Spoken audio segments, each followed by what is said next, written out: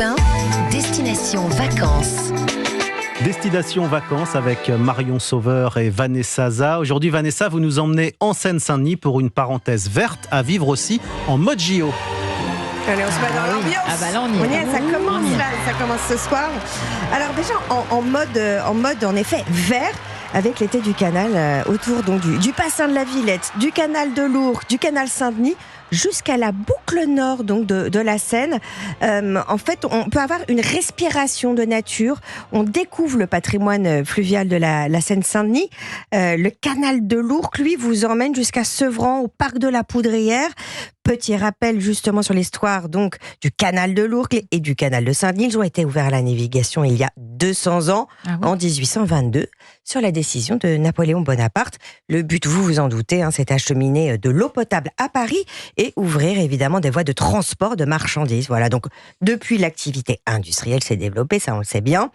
Et puis au fil du temps, elle a été remplacée par de plus en plus de friches, ce qu'on appelle des tiers-lieux, des lieux qui sont investis par des artistes, des acteurs culturels, des lieux de fête comme à la Prairie du Canal, par exemple à Bobigny, pour ceux qui connaissent. C'est très sympa. Ça va se faire à pied et à vélo, j'imagine.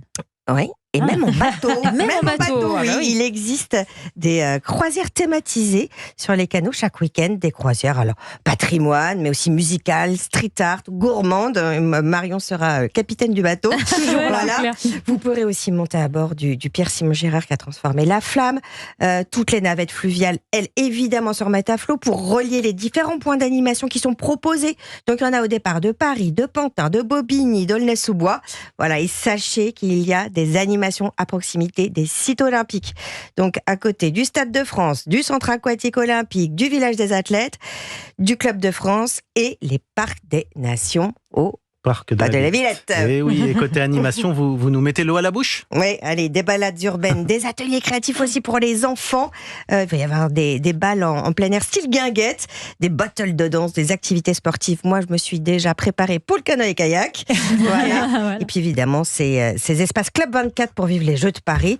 Donc là, les épreuves seront diffusées sur des écrans géants et vous pourrez en plus vous initier à certaines disciplines et assister même à des démonstrations sportives ou parasportives. Voilà le programme. Cette saison c'est pas en plus, mal, c'est pas allez, mal. c'est dès demain. Merci, Moi, je Vanessa. sais ce que je vais faire demain, comme ça. Je me tourne vers vous, Marion, pour cuisiner un produit de saison, aujourd'hui encore. Et aujourd'hui, alors, c'est un grand classique. Oui, un légume très rafraîchissant, au goût délicat, à la peau verte et lisse, c'est le concombre. Eh oui. Est-ce que vous connaissez les différentes variétés de concombre? Ah non, Oula, je ne alors savais pas là, qu'il y en avait plusieurs. Eh ben, Posez une colle. si, Il y en a justement. combien? Ça vient d'où? Ça vient d'Asie, on a 80. Alors, le plus commun, c'est le concombre hollandais, long, lisse, sans amertume. Hollandais, Contrairement, voilà, c'est ça. Contrairement à son cousin l'épineux, qui s'appelle le Noah, un petit peu bosselé comme le cornichon. Et il existe aussi le mini concombre, un petit peu plus fort en goût, avec beaucoup moins de pépins. On peut aussi trouver le blanc parisien, qui a une couleur de peau vert clair, le long japonais, qui est très très croquant, ou encore l'arménien, qui a une saveur plus sucrée. Et pour les cuisiner, comment est-ce qu'on peut faire aujourd'hui, Marion ? Aujourd'hui, j'avais envie de changer un peu des concombres à la crème, un petit tartare. Est-ce que ça vous tente? Oui, on adore. Ça doit être Allez, très bon. hop, Tartare de je concombre, note. ouais. Commence alors par couper les concombres en petits dés sans les graines. On les mélange avec un petit peu de sel, on les laisse s'égoutter et on y ajoute des petits dés de radis, des petits cubes de tomates. On met ce tartare bien coloré dans les assiettes avec par-dessus un mélange de chèvre frais, crème fraîche, avec des petites feuilles de menthe émincées et le jus d'un demi-citron. Il ne reste plus qu'à plonger la cuillère. Très sympa. Et où est-ce que vous nous emmenez aujourd'hui pour déguster du concombre, Marion? On part dans le Gard, à Sabran, au cèdre de Monco.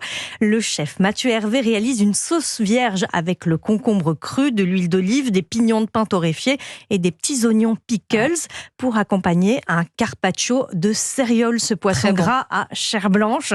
À côté, un tartare de concombre cru et cuit avec un espuma de concombre piment, de quoi bien se rafraîchir. Une autre adresse peut-être, Marion ? Et oui, je vous emmène à Bordeaux, chez Oksana Crétou, la chef du restaurant Inima, qui nous fait vraiment voyager dans les assiettes. Elle adore le concombre et le travaille en ce moment en dessert. Il est mariné dans l'huile de tagette et dans l'assiette, il est associé au kiwi avec une glace sympa. au thé matcha et une eau florale. Une vague de fraîcheur. Hein. Merci Marion Sauveur. On retrouve vos recettes et vos adresses sur europe1.fr. Et merci Vanessa Zaza. Vos adresses sont aussi disponibles sur le site d'Europe 1. À lundi.